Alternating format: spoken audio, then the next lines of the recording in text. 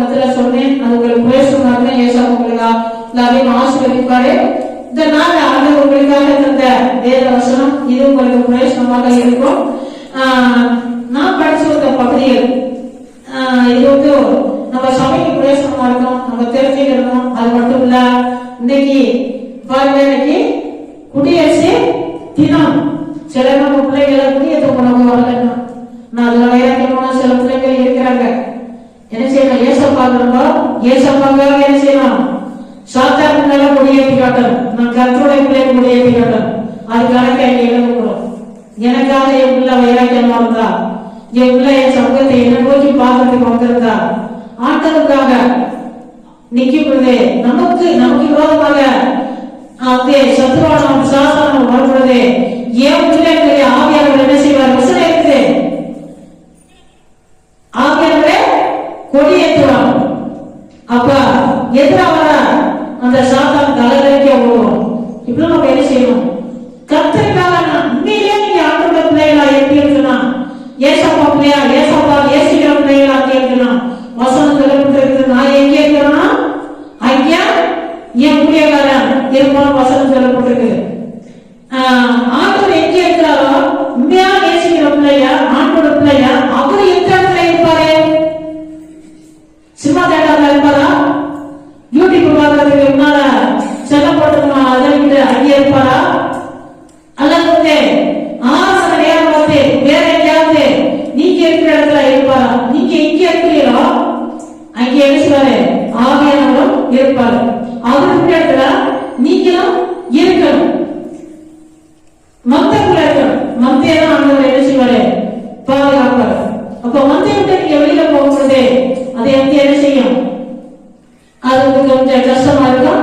அதனால வந்து ஆண்டவருக்காக வைராக்கியமாக ஆண்டவர் இருக்கிற இடத்துல நம்மளே இருக்கிறது நம்ம பிள்ளைகளுக்கு சொல்லிக் கொடுக்கணும். நம்மள வந்து என்ன செய்யணும்?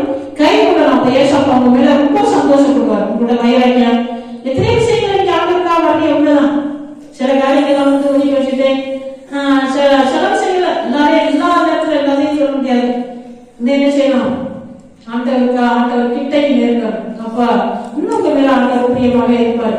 ஆண்டவர்களுக்காக தந்த வேத வசனம் லேவியராகமம் 25, 17, 18, 19 வாசிக்கிறேன். உங்களில் ஒருவன் பிறருக்கு அநியாயம் செய்யக்கூடாது, உன் தேவனுக்கு பயப்பட வேண்டும். நாம் தேவனாய கர்த்தர். என் கட்டளைகளின்படி செய்து என் நியாயங்களை கை கொண்டு அவைகளோடு நடக்க கல்வீர்கள். அப்பொழுது தேசத்தில சுகமா குடியிருப்பீர்கள் அப்படின்னு சொல்லப்பட்டிருக்குது. பாருங்க, உங்களில் ஒருவன் அந்த எப்படி இருக்கா? பிறருக்கு அடுத்தவர்களுக்கு அநியாயம் செய்கிறவர்களாக இருக்கக்கூடாது. அநியாயமா அவர்களுக்கு விரோதமாக நம்ம செயல்படக்கூடாது. அநியாயமா துக்கப்படுத்தக்கூடாது. அதுவும் தான் சொல்லப்படாங்க. அந்த எவ்வளவு சரி அநியாயமா மற்றவர்களுக்கு விரோதமாக நம்ம செயல்படுத்துறது, அவர்களை வேறுபடுத்துறது, நிறைய காரியங்கள் வந்து என்ன செய்யறாங்க? சில விஷயங்களை நம்ம விசாரிச்சு நம்ம பழகும்போது செயல்படும்போது மற்றவர்களுக்கு அநியாயம் செய்யக்கூடாது செய்யறாங்க. அப்படி வந்து ஏமாத்துறது, பொய் சொல்றது, மற்றவர்களுக்கு எடுத்துக்கிறது, பிறகு உண்டு பண்றது, இது எல்லாமே என்ன செய்யுது? அநியாயம். இது எல்லாமே அநியாயத்துல செய்யறது. காசு கொடுத்து லஞ்சம் கொடுத்து தனக்கு சாதகமாக அரசியல்வாதிகிட்டையும் சரி, காவல்துறையிட்டையும் சரி, மற்றவர்கள் எல்லாரும் சாதகமா தனக்காக பயன்படுத்திக் கொள்வது, காசு கொடுத்து நியாயத்தை தெரிவிச்சாங்க, புரட்டிப்பட்ட அநியாயம் செய்யறது, இது எல்லாமே ஆண்டோட பார்வைக்கு வந்து என்ன செய்யுது? ஆண்டவர் வந்து வேதனைப்படுத்துறது கூட ஆண்டவருடைய கோபம் ஆக்கினைக்கு ஆறாக ஆயிடுவாங்க. அது இப்படி இல்லாம செய்யறதுனால நம்ம தேசத்துக்கே என்ன செய்யுது? சீர்கேடாக அது தீமையாக மாறுது. உங்களையும் ஒருவன் பிறருக்கு அநியாயம் செய்யக்கூடாது, ஒரு தேவனுக்கு பயப்பட வேண்டும். ஒவ்வொருத்தருக்குமே தேவ பயம் வேணும். ஆண்டவருக்கு ஒருத்தர் இருக்காரு, அவரோட பார்த்துக்கிட்டே இருக்காரு. அந்த தெய்வீக பயம் வேணும். ஆண்டவர் பார்க்கிறாரப்பா, நம்மள பார்க்கிறாருங்கிற அந்த பயம் ஏற்படுத்தாங்க. அநியாயம் யாருமே செய்ய மாட்டாங்க. எதை விதைக்கிறியோ அதை அறுப்பார். அதே போல என் கட்டளையின்படி செய்து என் நியாயங்களை கை கொண்டு அவையின்படி நடக்க கடவீர்கள். அப்பொழுது தேசத்தில் சுகமாய் குடியிருப்பீர்கள். ஆண்டவருடைய கட்டளைகளின்படி அவருடைய நியாயங்களை ஆண்டவர் வைத்து நம்மள என்ன செய்யணும்? நியாயமா நடக்கணும். அவருடைய வசனத்தை நியாயமா கை கொள்ள வேண்டிய நேரத்துல கை கொள்ளணும். இன்னைக்கு ஆண்டவருடைய ஆராதனை நாள், இன்னைக்கு இந்த ஆராதிக்கிற நாள் சிலவெல்லாம் திசைய சொல்றேன்னு நினைச்சிருந்தாரு. எல்லாருக்குமே இது பொதுவான ஒரு சத்தியம். இந்த ஆராதனை நாள் தேவ சமூகத்துல இருக்கிற நாள், அல்லது ஜெபிக்க முடியாத நாளை விட்டு நம்ம அநியாயமா இங்க சுத்திக்கிட்டு நிக்கிறதுலாம் வந்து அநியாயம் செய்யக்கூடாது. ஆண்டவருக்காக இது அநியாயம் கூடிக்கிட்டு இருக்கோம். நம்மளால முடிஞ்ச மட்டும் முடியாத சில முடியல, தவிர்க்க முடியாத விஷயம், ஏதோ ஒரு ஆத்திர அவசரம், மற்றவங்க யாரும் பீட்பட்டம் பண்ணிட்டோம், ஏதோ ஒரு துக்ககரமான காரியம், அப்படி கூட துக்ககரமான பாருங்க சொல்றீங்க. வந்து நிறைய பட்டம் போட்டுச்சாங்க, சில நான் துக்கத்துல இருக்கிறேன், இன்னும் செத்துட்டாங்க. அன்னைக்கு வரையில சொல்லுவாங்க, எனக்கு யாருமே இல்ல, என்னை யாருமே பார்க்கலாம் இல்ல, நான் ஒத்தைக்குதான் அப்படியா குட்டியாக கண்ணீர் வடிப்பாங்க. ஆனா கொஞ்ச நாள் செஞ்சவங்களுக்கு நல்ல கொஞ்சம் பலன் வந்துடும், நல்ல சுகம் வந்துடும், நல்லா ஒரு தெளிவு வந்துருக்காரு.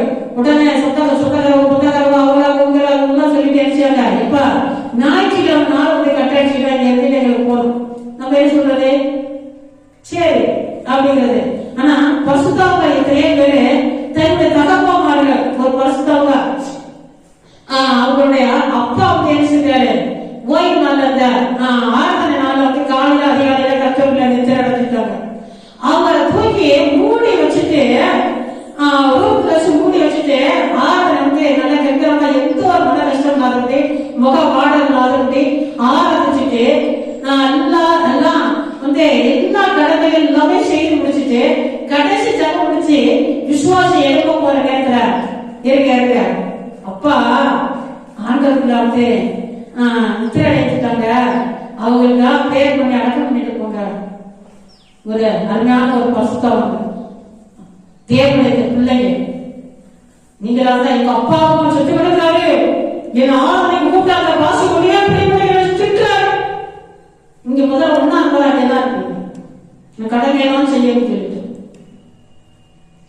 இப்படி நிறைய பசுத்தவங்களை பத்தி நிறைய பேர் நமக்கு நாங்க கேள்விப்பட்டிருக்கோம். முதல்ல வந்து சித்தத்துக்கு போன ஆண்டு சொல்லிட்டு கூப்பிட்டு போக எல்லா மனுஷனுடைய முடிவாளி தெரியும் சொல்லிட்டு இருக்கிறது போகணும். ஆனா ஆண்டு சொல்ற முதலாக தேவனையும் தேவ ராஜ்யத்தையும் தேடி அப்பொழுது எல்லாம் கூட முதுக மோசம் சொல்லப்பட்டிருக்குது. முதலாக ஆண்டு தேடி மற்ற நேரம் செய்தி சொன்னாங்க, என்ன செய்ய முடியும், தேசத்துல சுகமாக குடியிருக்க முடியும். அடுத்து கை கொண்டு அவைகளின்படி நடக்கிறது, அப்பொழுது தேசத்துல சுகமாக குடியிருப்பீர்கள். பூமி தான் கனியை தரும், நீங்க திருப்தியா சாப்பிட்டு அது சுகமா குடியிருப்பீர்கள். பூமியை தான் கனியை தரும், அது நல்லா செழிப்பா தரும். எந்த ஒரு பூச்செடியாவது கெட்டு போகாதது, அழிய போகாதது, நல்லா விளையாட இடத்துல விளையும். அது வந்து செய்யும், உங்களுக்கு ஆசீர்வாதமா இருக்கும். பூமி தான் கனியை தரும். நீங்க அந்த நேரம் பார்த்து சொல்ல மாட்டாங்க, நம்ம சகோதரர் விஜய் மருத்துவம் இருக்காது. நான் அந்த நேரம் வந்து எழுது, நான் புரிகிறேன், எல்லாருக்குமே சரி கேட்கிறேன், நான் புரிகிறேன், நான் நட போறேன், நான் அழைக்க போறேன், இங்க ஏசப்பாடு வரக்கூடிய இடத்த வந்துடாத அங்கே செய்யறாங்க, அங்கே செய்யும் நஷ்டங்கள் நல்லா விளையாடக்கூடிய இடத்துல விளையாடக்கூடிய அங்கே ஏதாவது என்ன செய்யும், கொஞ்சம் கெட்டுப்படலாம் போறோம். அப்ப வருத்தம் ஆகக்கூடாது. இது எல்லாருமே கேட்கிற எல்லாருமே அநேக நேரங்கள் பண்ணிட்டு இருக்கிறாங்க. இன்னைக்கு தேவ ஜனங்க தேவ சமூகத்தில் நம்ம முதலாக இருக்கணும், ஆண்டவரை தேடணும். பூமியில வந்து நல்லா கண்ணீர ஆண்டவர் தருவாரு, நல்லா விவசாயத்தை ஆசீர்வதிப்பாரு. நீங்க பாக்குற வேலைகள் ஆபீஸ் வேலைகளை அதிகாரிகளா இருக்கலாம், வாத்தியாரிகளா இருக்கலாம், நிறைய ஆசிரியர்களா இருக்கலாம், சம்பளங்களை ஆண்டவர் கூட்டி தந்து எந்த ஒரு கஷ்டம் வராது.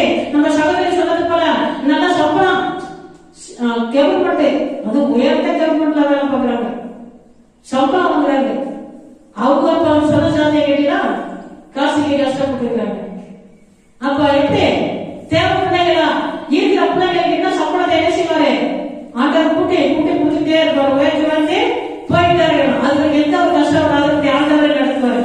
இது வந்து என்ன செய்யும், நல்ல ஒரு கனி இல்லாத, ஒரு சாந்தியா இல்லாதபடி, செத்தது போல இல்லாதபடி, கெட்டு போனது இல்லாதபடி நீங்க என்ன எப்படி இருப்பீங்க? பூமி தன் கனியை தரும். நீங்க தேசத்துல நீங்க திருப்தியா சாப்பிட்டு அது சுகமா குடியிருப்பீங்க.